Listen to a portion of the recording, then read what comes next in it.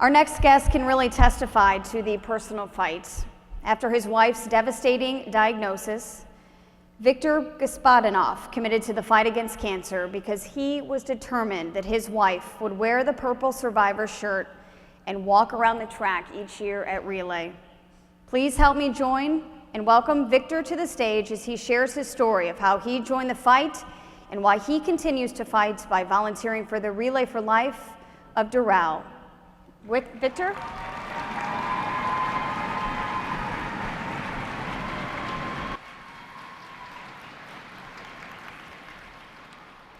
Hello. Like she said, my name is Victor Gospodinoff. I'm from the Relay for Life of Doral. We've been relaying for 7 years now, way before my wife got sick.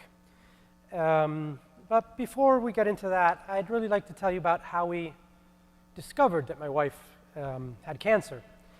This was Thanksgiving Friday of 2008, that is almost 2 years ago. My wife woke up feeling horribly bad. By 2 o'clock in the afternoon, she had thrown up like 7 times. At that point, I had known her for 18 years. She went through 3 pregnancies without even having morning sickness. So when you see somebody throw up that many times, it was really, really strange. We called 911, took her to the nearest emergency room, and I can get into 1,000 details, but to make a long story short, we discovered that she had a primary tumor in her right breast, 2 brain tumors, cancer in her meningi. People die of meningitis because they have a bacteria or a virus in their meningi. She had cancer in her meningi. On top of that, like a cherry on top, so to say, she had cancer activity in her left lung, left kidney, her liver, and the base of her spine. One of the first internal medicine doctors that spoke to me basically told me that what my wife had was so aggressive and so widespread that no conventional or non-conventional therapy would stop this disease. Just by putting her through chemotherapy or radiation, the only thing we were going to do was make her feel even worse, and she was going to die anyway. So his advice to me was to simply give her painkillers so she wouldn't suffer and regretfully accept the fact that the disease must complete its course. We have 3 kids, and at the time they were 3, 7, and 9. That flashes into your mind at that point. This is Thanksgiving Friday. We're a month away from Christmas. So I basically looked at him and said, "Doc, can I ask you a question?" He said, "Yes, of course. I understand you're in a time of great need." I said, "Why did you waste so much good time and money going to medical school? You don't need an education to shoot yourself up with narcotics. It happens on street corners with people who don't know how to read and write." He was a bit startled, and so I was on a roll. I was like mad. So I basically, I said, as far as I'm concerned, if one person looks at another one and tells them to just fill themselves up with drugs so they don't feel anything and wait for death, that's a dealer talking to a junkie. Then he got offended. So he said, "How dare you talk to me that way?" And I basically said, "How dare you tell me I throw my wife away like an empty can of Coke?"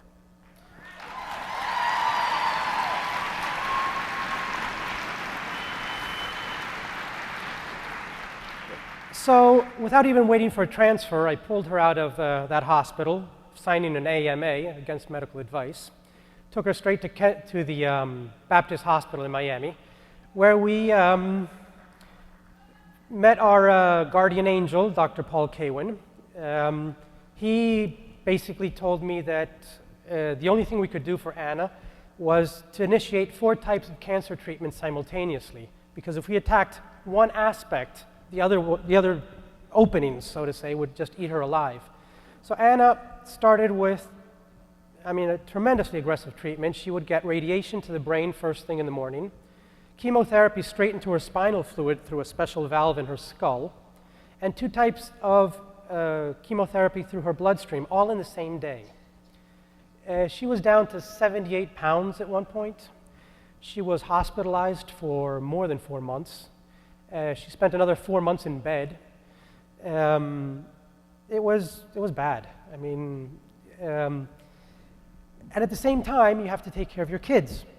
So I couldn't handle the phone calls. I was getting dozens and dozens of phone calls a day, and every phone call was 30 minutes, 45 minutes.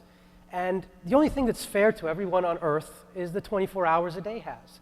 So I only had so many 30-minute gaps to speak with people. So I would tell people, please, don't call me. I'll write to you.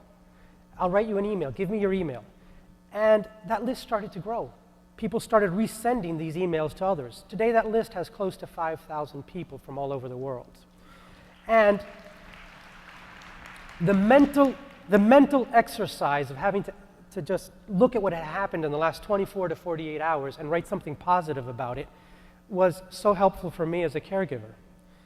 And on top of that, it was so helpful for us. People just started pouring into the hospital.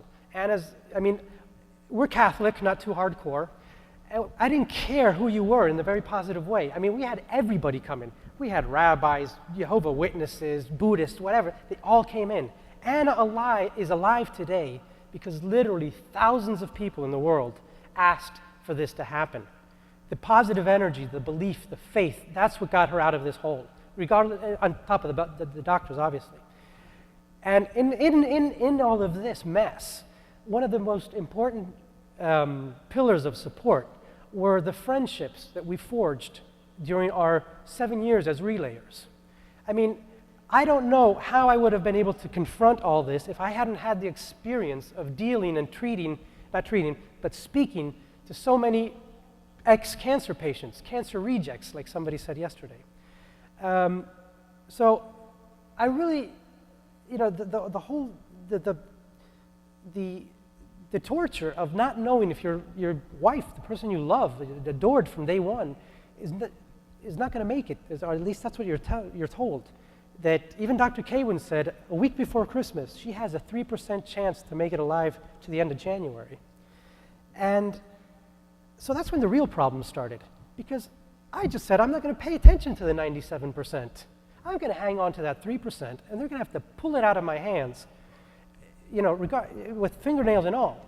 So I was told by a psychiatrist that I had no sense of reality. I said, okay, why don't I have a sense of reality? Well, because you're optimistic. And I said, no, I'm rational. I'm telling you, I'm only going to focus on the 3%. And on top of that, I said, if I was not rational, if I had no sense of reality, I wouldn't have signed the waiver. I'd have said, she's fine, just give her standard treatment. So, regretfully time is against us here, and we're running out, but just the most important, one of the most important things I kept in my mind all the time were our 3 kids. And at the time they were 3, 7, and 9, 2 girls and a boy. And the most important thing I promised myself was I knew that my kids were growing up, and if Anna didn't make it, each one of them, in their own moment of maturity, was going to look me in the eyes one day and say, Dad, did you really do everything you could? And the most important promise I made to myself was, I will never be embarrassed of that question. I didn't work for more than a year taking care of my wife. The bottom line is, since April of last year, she has no more cancer activity in her body.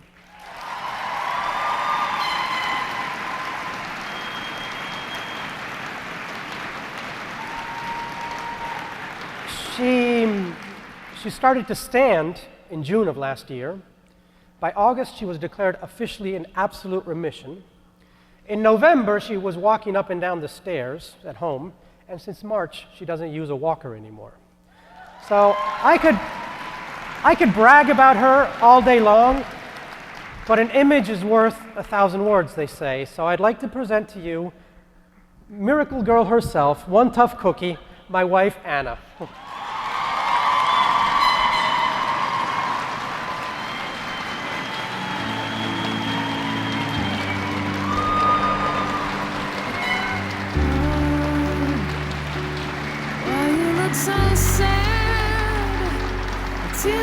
Thank you. Come on, come to me. No, don't Thanks. Thank you very much. First, I have to thank my wonderful husband, my caregiver. He had to take care of me and my 3 kids. So, thank you very much. You're welcome. It seems like I chose the right guy, right, to get married.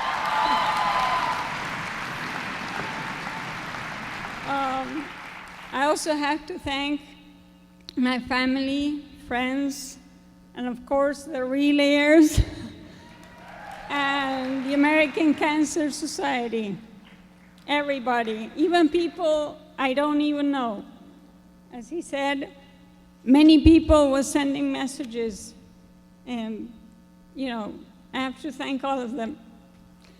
I always believed that unity is strength. Knowledge is power, but attitude is everything.